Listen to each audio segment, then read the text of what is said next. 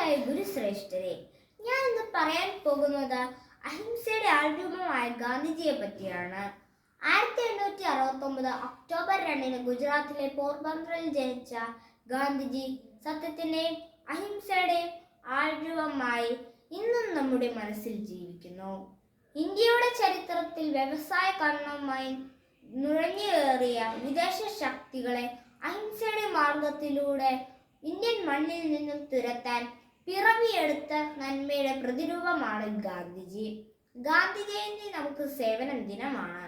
മുൻപ് ഇത് സേവന വാരമായിരുന്നു. ക്ലാസ്സിലെയും മുറ്റത്തെയും കടലാസ് നീക്കിയും പുല്ല് പറിച്ചും കല്ല് പെറുക്കിയും മാത്രം നമ്മൾ ഈ ദിനം ആചരിക്കരുത്.